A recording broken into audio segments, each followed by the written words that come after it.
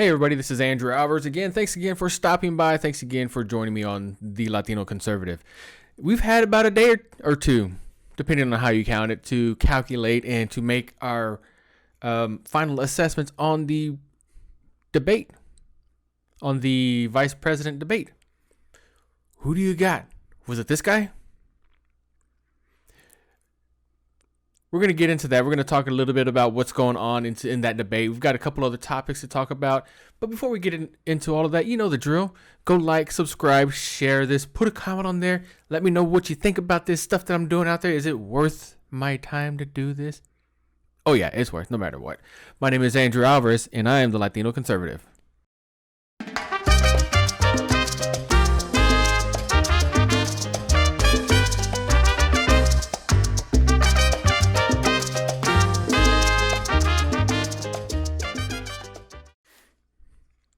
Okay, again, thanks again for joining me. My name is Andrew Alvarez. I'm the Latino Conservative. And you know what time it is. It's coffee time.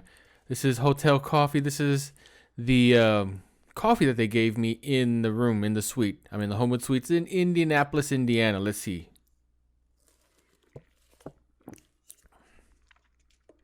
Yeah. I mean, it's all right. Nothing spectacular. It's not McDonald's coffee. I love McDonald's coffee. If you know me, you know that McDonald's coffee is my favorite coffee, better than Starbucks by far. So let's get into this debate. I just got a couple topics I want to talk about on there, then we'll move on. The first one is kind of a history lesson, so to say. You know, I like the way Kamala Harris put that in there. I'm going to take these glasses off because I'm seeing a big glare.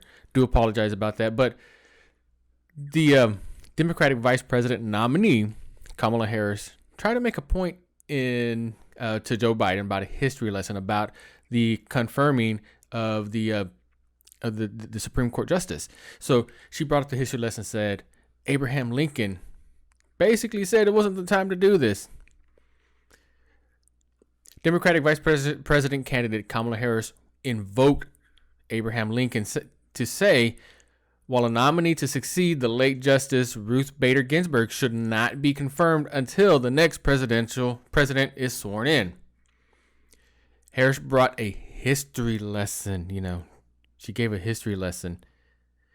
And Harris said that Lincoln was up for re-election when the Chief Justice Roger Taney died on October 12th, 1864, which was just 27 days before the election. Honest Abe said it's just not the right thing to do. The American people deserve to make the decision about who will be the next president of the United States, and that person can select who will serve for a lifetime on the highest court in our land, Harris said. And so the Democratic presidential nominee, Joe Biden, and I are very clear. The American people are voting right now, and it should be their decision about who will serve on the most important body for a lifetime. So again, kind of what she is getting at is making it seem like she wants the judges to legislate law, when in fact they don't. A Supreme Court justice and a justice, in fact, down to the local JP office, they aren't there to legislate or to make laws. They are there to enforce them, to make sure they are enforced equally and fairly and constitutionally. The way it's sounding with just that little commentary, with their hesitation to confirm a justice, it's like they want them to help make the laws. Now, one person that's going to have to actually go in and make that choice and make that confirming vote is actually Kamala Harris. What that'll do is take time off of their campaign for her to have to go do her job as a senator, one that she chose to do, and confirm this nominee. My question is going to be, are they going to be as hard on Amy, and the last name is drawing a blank right now, but are they going to be just as hard on that nominee as they were on Brett Kavanaugh? They are already out there making a big point about her religious background, which really and truly shouldn't even be a thing. The Democratic Party has been harping on separation of church and state. So why are they even bringing up the religious party, the religious background of this nominee. Let's go. Let's keep going. One thing that it's hard to do is to confirm that Lincoln's motivation in waiting until the elections were as high-minded as Harris's said. We couldn't find any evidence. There's no evidence out there for Lincoln saying what Harris described. Michael Burlingame, the distinguished chair in the Lincoln Studies at the University of Illinois, told PolitiFact that I never seen anything like that quote in all my 36 years of Lincoln research. So, grabbing stuff out of thin air or out of a certain orifice, making themselves look good. There's one thing the Democratic Party is really good at is pulling out facts, big air quotes, on what they want you to believe. The biggest gaslighters out there. Another big gaslighting issue that they have is healthcare. I've said it before already. Healthcare is a huge gaslight event for them. They're making it seem like Donald Trump is trying to take away everything. They're making it seem like President Obama's Obamacare was the best thing ever for the people. Now, it might have been good for somebody out there, high up in the ranks, but for the American people, was it the best? And I want to say I highly doubt that. So back to the debate here. One thing Kamala Harris kept saying was President Trump is trying to do away with protections for pre-existing conditions. False. Big false. We're the fact checkers on that one. A few weeks ago, I was in Charlotte, North Carolina on the same exact day that President Trump was in Charlotte, North Carolina. Man, I was beside myself. I wanted to go see it. But it was a closed event. He had an event there at one of the airports. It was closed. I wish I could have gone. I just, I work for a living. I have a full-time job, so I had to make sure that my kids are fed, in other words. I didn't get to go. In that event that he had, it was a private event too, at the airport in Charlotte, North Carolina, the same airport that I flew in out of, the same airport that, then I flew out. He was in that airport. Oh, I wonder. Should I go get COVID tested now? He was there about 2 weeks ago. I feel fine though. No temperature. I take my temperature every day, multiple times a day, just so you know. Either way, so while he was there at that stop, he specifically signed an executive order protecting specifically pre-existing conditions. Now, the question was asked to how is he going to protect those pre-existing conditions? And quite honestly, something like that, it's really just a statement. If you put that executive order saying a insurance company A has to take care of patient A because of a fact that they have an existing condition that they can't help, maybe heart disease, that's something that is genetic. Cancer is genetic. Diabetes, mine was self-induced. I had to divorce little Debbie, even though I have an affair with her every now and then, but still, it is something that is stuck with me now. I cannot get rid of it. No matter what I do, I take insulin every day, but I still have diabetes. No matter which insurance company I have, no matter what job I have, no matter what state I'm in, city, no matter what I do, I'm going to have diabetes. It is now a pre-existing condition. And Donald Trump signed an executive order protecting that because of something that I did. I personally did myself. I drank a 12-pack of Cokes a day. That was me. I did it. But that condition is still taken care of. I made a quick little TikTok video on that. And right away, I get a couple people saying how under Obamacare, their insurance premium for their family went from $550 a month to over $2,000 a month. This is required insurance. If you didn't have medical coverage, you would get fined. Now, tell me what that sounds like. I tell you what it sounds like. It sounds like tyranny. Sounds like something like you're being forced. You are literally being forced to have something that you may not need, that you may not use, because even if you didn't have any pre-existing conditions, even if you didn't have medical conditions, if you were fit, healthy, whatever it is, and haven't needed a doctor in years, you just go for a regular checkup, you still needed to carry this insurance. If not, you would get fined. I know people personally that first year they got a little bit taken off of their income tax check. The next year, more taken off of their income tax check. Then next year, even more taken off their income tax check. I know people say it's kind of like car insurance. It's not. It is not like car insurance. Medical coverage is not like car insurance. Yes, you buy it with the hope that you never have to use it. But if I don't like my car insurance company, guess what I can do? At any single time, I can change it. I don't have to wait till the end of the year for open enrollment to change it. I don't have to stick with them if I am unsatisfied with them. If my insurance company, my auto insurance company, screws me over, when I get into a wreck, somebody hits me, and my car that I just bought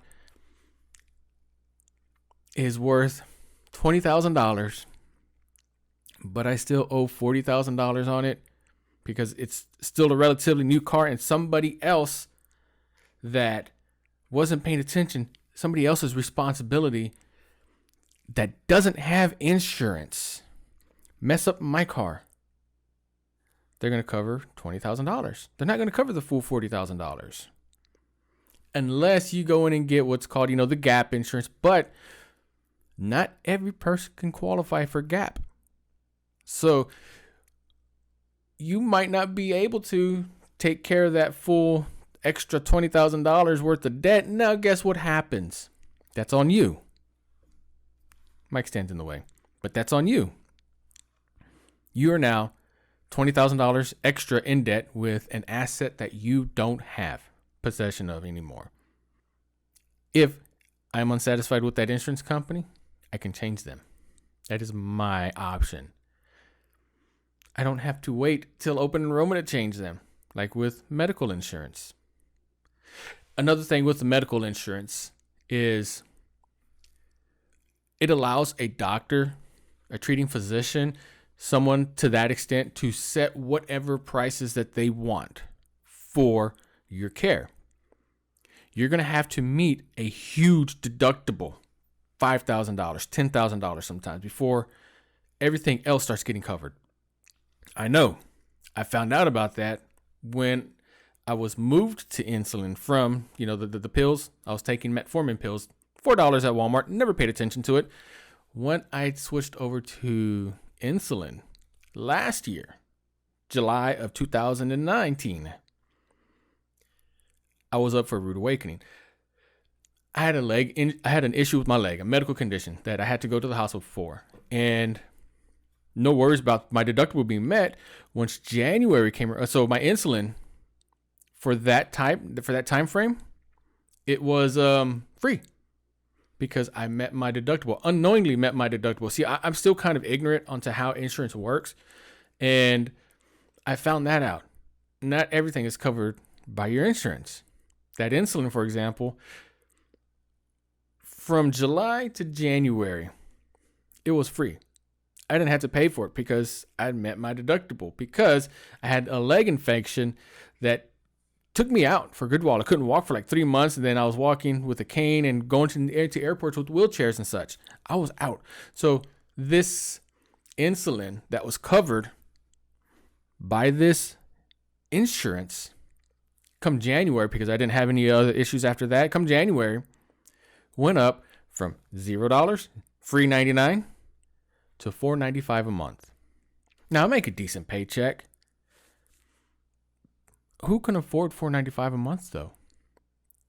Even though I make a decent paycheck, that is a big cut, and I had to find other alternatives, which I did. This mic, which I did. Walmart has, at least in Texas, I just found out yesterday, that I can't buy this insulin in Indiana because it has to be prescription. But in Texas, if you're in Texas, and if your doctor is cool with it, Walmart has a brand of insulin out there that they purchased. It's one that's already made. They didn't develop it, but somebody had already developed it, and they bought the rights to it. Basically, they bought the patent. It's called Novolin. Novolin R. Novolin is a rapid release, which acts in under 2 hours. In case you want to go out and have some fun, give yourself a shot in the fat part right here. Or you got your Novolin in, your normal, which this is the one, the slow acting one that lasts for 18 hours. So whatever you and your doctor come up with that's best for you, but it's only $25. $25 as opposed to $495. Do the math. So again, if I'm not satisfied with this insurance over here because they're not covering me right the way I want to, I should be able to come over here to this company and have them cover my costs. Have them protect me, have them protect my pre-existing conditions. And Donald Trump did that. He made it possible for the pre-existing conditions in Charlotte, North Carolina, while I was there. Yet the Democrats are saying he's trying to get rid of your protections for your pre-existing conditions. Again, they're just doing some more gaslighting, trying to make you think that Orange Man is sus. Yes, my kids having play Among Us. So, next topic, fracking. So, before we get into that topic, I'm gonna take another quick sip. And let's talk about fracking. So, in case you don't, for those of y'all who don't know what fracking is, it is an action that happens in the oil field to stimulate the flow of oil from a well. A drill bit, big, huge drill bit, goes into the ground, starts drilling as far down as they can get. Then it actually does this thing where it goes sideways like this. Kind of weird. Awesome. Whoever developed that is a genius. So the drill bit goes in, down, and then it goes to the side. It leaves small cracks in the ground.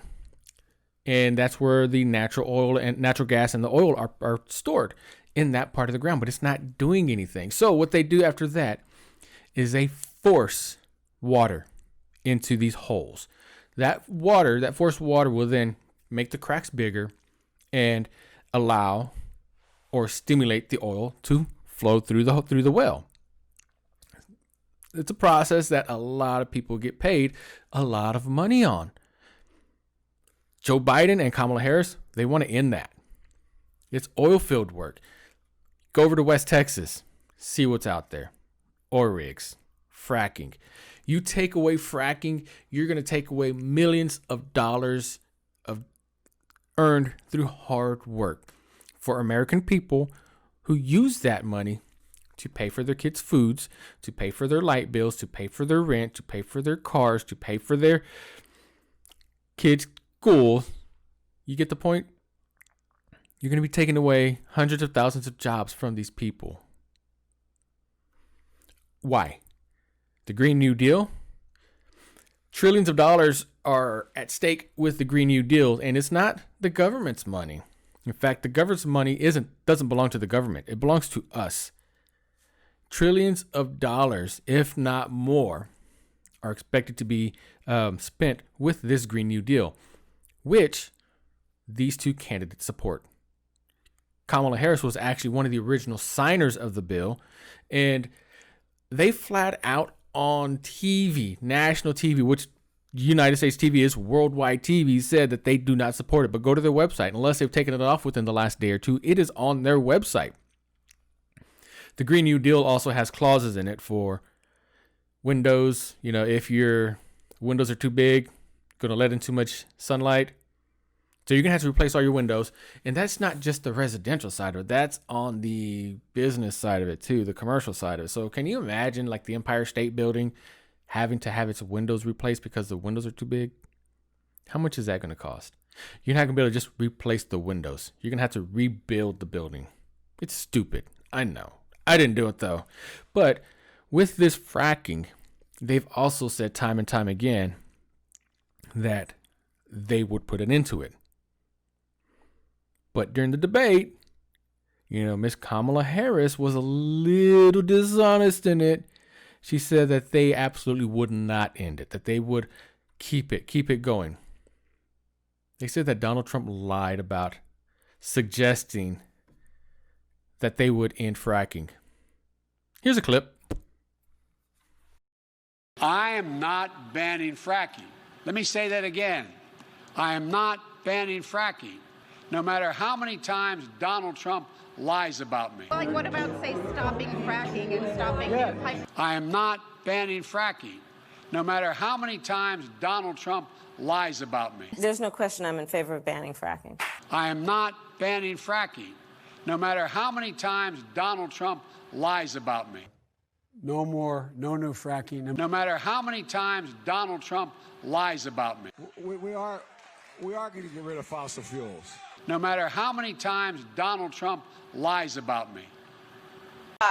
Would there be any place for fossil fuels, including coal and fracking, in a Biden administration? No, we would work it out. We would make sure it's eliminated. So how can you in one breath say, yeah, I'm going to end fracking, and then in the next breath say, I never said that. Oh, Orange man, bad. Republicans, bad, because they are making us seem like we're evil. Well, you know what? You kind of are. I'm not going to say I've been 100% honest in my entire life, but my goodness, if I've not been so honest, I've been able to hide it. Not that I make a practice of it, because I don't. I try not to. I like to be honest, but you've got a video here saying, I never said that, no matter how much Donald Trump lies about it. Here's you saying it. Oh, here's another one. During the presidential debate, the first debate, when Donald Trump was accused again of calling military men losers and suckers, whatever those terms were, you know, that one that was published by The Atlantic. No corroborating evidence, nothing out there. But he was accused of it. So since The Atlantic put it out, it must be true. Donald Trump fired back with, I didn't call them sorry bastards. You called them sorry bastards. Joe Biden said, no, I didn't. Clip. And two, I appointed Johnson to the academy. I just want you to know that. Clap for that, you stupid bastard.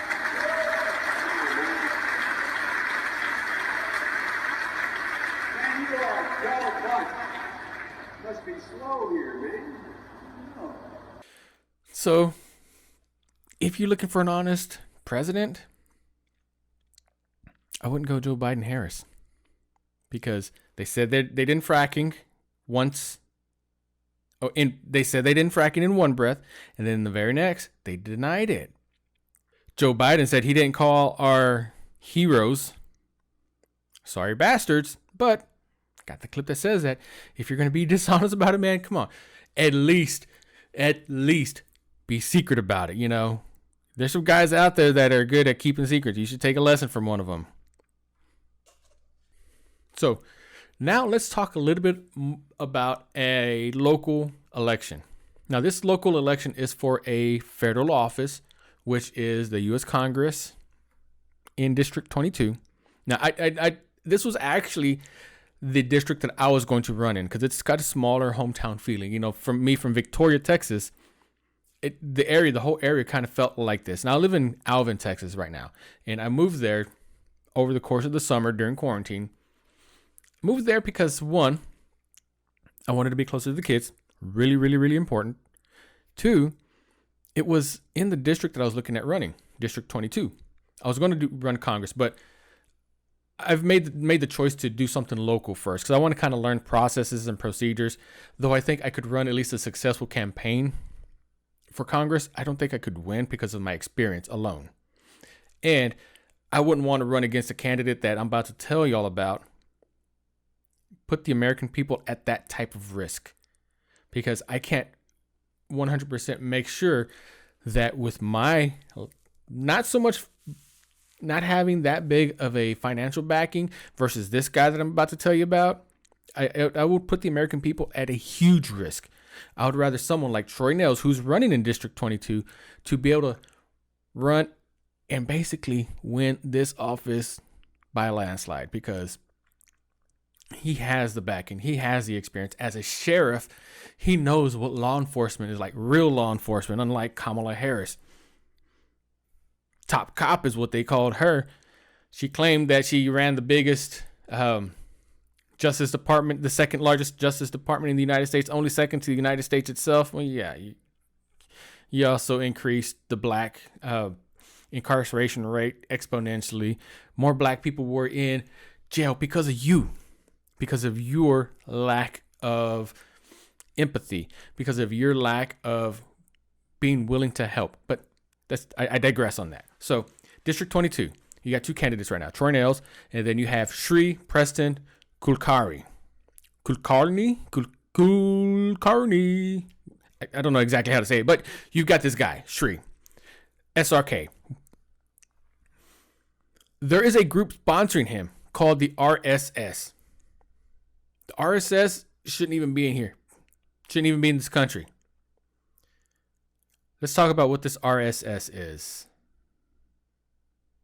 And no, RSS isn't like that feed that you get sometimes in your Outlook. It's not that RSS. So a quick Wikipedia search. RSS stands for, I'm going to butcher these names, Rashtriya Swaraj Sangh. Or we're just going to stick with the RSS on there. Now, so RSS is an all-male group. No females in there at all. Based out of India. But we're using Nazi political standards and ideals. So you've got this one guy, this congressional candidate. He's going to represent not only the people of Texas, not only the people in the Fort Bend area, but ultimately the entire United States, who is backed by Nazi sexist men. Guys, do you want that representing us? How could you possibly say that you are an American who is being represented by a sexist Nazi? Okay, so fine. Maybe he is not that specifically. I really don't think a group as big as the RSS would fund somebody's campaign. And yes, they funded his campaign. Over 40% of his campaign is from the RSS. I don't think a group that big would fund somebody if they didn't stand by their beliefs. It's not just a national thing. It's got to be a beliefs thing as well, because there's some great people that come out of India. There's also some not great people. There's great people, there's many great people in the United States, but you know and I know there are some not so great people as well. So I'm not going to go out and endorse and financially bag someone who doesn't have my same ideals, because I want my ideals to get pushed out there. I'm not going to go out and finance a Latino who is running for something if he doesn't stand with my beliefs. It's just not how it happens. And this story goes on and on and on. But the key point on this that I want to harp on very, very, very, very, very much. Yeah, and I say words sometimes repeatedly to get the point across. And I think you've seen that already. This U.S. congressional candidate is being backed by a racist, sexist Nazi group. Plain and simple. That's not Texas, guys. That is not America. Even the Democrats will tell you racism is bad. They may act otherwise, but they will say racism is bad because it is. Sexism is bad. Nazis, they're bad.